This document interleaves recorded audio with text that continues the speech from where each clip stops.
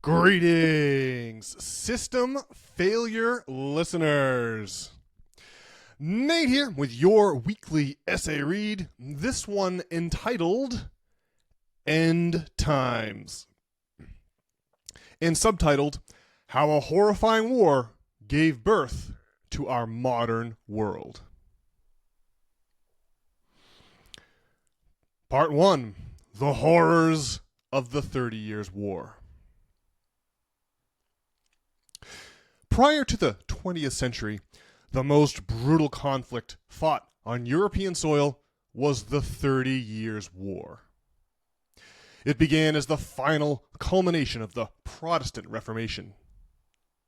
But what started as a religious dispute between Catholic and Protestant factions within Germany's Holy Roman Empire soon sucked in other European powers like Sweden and France. Theological disagreements took a back seat as a broader struggle for political power exploded, engulfing virtually all of Europe. Though France was Catholic, it entered the war on the side of German Protestants to get one over on their Habsburg rivals from Vienna and Madrid. During the decades of chaos that ensued, between 4 and 8 million people met untimely deaths. Europe had never seen violence on such a scale and wouldn't again until the First World War. Entire towns were wiped off the map for the crime of loyalty to the wrong faction. By 1648, Europe was exhausted, shattered, heartbroken, and desperate for peace. Despite the exhaustion, hard feelings still abounded. The grudge between Catholics and Protestants ran so deep that Protestant envoys declined to negotiate in Catholic-dominated cities. Meanwhile, Catholics refused to sit at the same negotiating table as heretical Protestants. To get around this diplomatic impasse, representatives of the Holy Roman Empire met with delegates from France in the Catholic city of Munster. At the same time, 35 miles to the north, Osnabrück was chosen as the site for negotiations between the Holy Roman Empire and Protestant Sweden, because that city was evenly split between Catholics and Protestants. Part 2, The Deposition of the Popes. Both Munster and Osnabrück are located in a region of northwestern Germany called Westphalia. The twin treaties that stemmed the bloodshed of the 30 Years' War are known as the Peace at Westphalia. It created our modern political paradigm by establishing international borders. The Dutch painter Gerard ter Borch was right there in the room when the Munster Treaty was signed. Later that same year, he recreated the scene on canvas. His painting now hangs in the Rijksmuseum in Amsterdam, and it serves as a portal into that pivotal moment of history. Our familiar system of sovereign countries and international borders is an inheritance from the bitter struggle of the Protestant Reformation.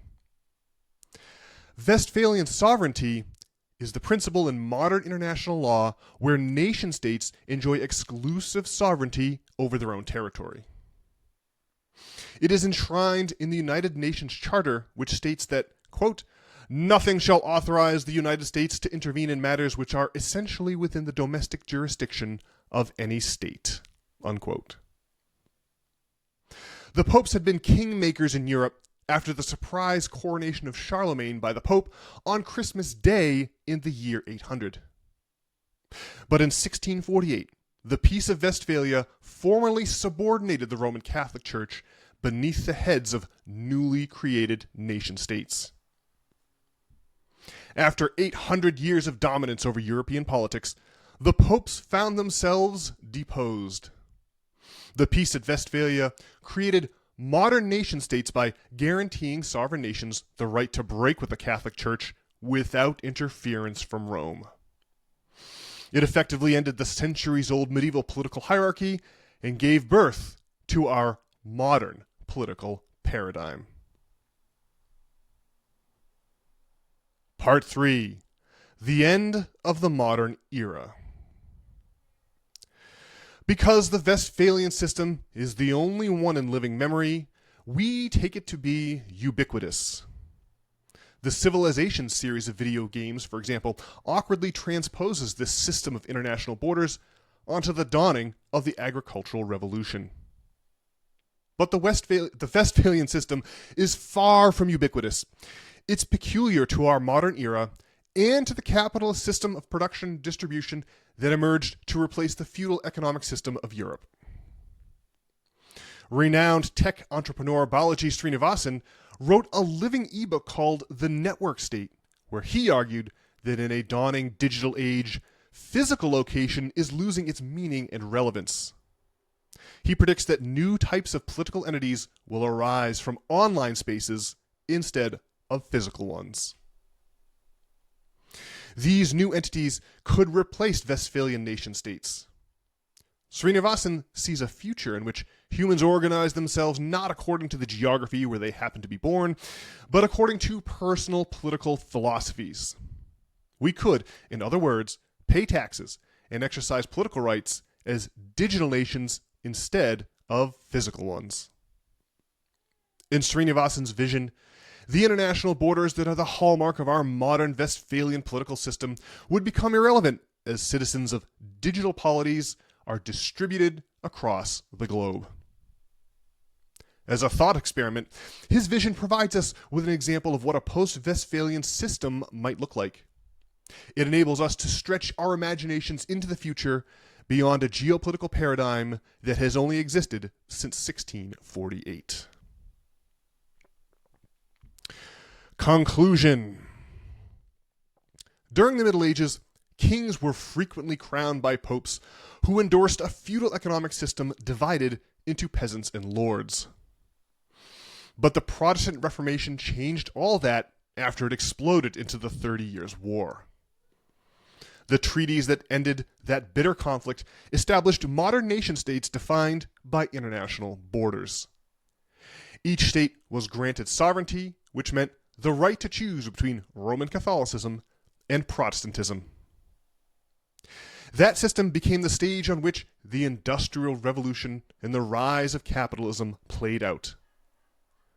But as capitalism reaches the end of its life cycle, we should be asking ourselves what a successor to the Westphalian system might look like as we once again prepare to enter a new chapter of history. Alrighty, folks, well, that just about does it for this week's System Failure audio essay. If you enjoyed it, consider paying us a little visit over to systemfailure.org. There, you can sign up with your email to receive the text versions of these essays each and every Sunday morning right there in your email inbox. The text versions include pictures like the aforementioned painting by Terborch, the Dutch master, and other things like flavor text from our favorite historians, Will and Ariel Durant. Alrighty, folks, well, I will be back on Monday with another regularly scheduled edition of the good old System Failure Podcast with Brian, of course. Can't wait to see you all then. In the meantime, I hope you're having a great week.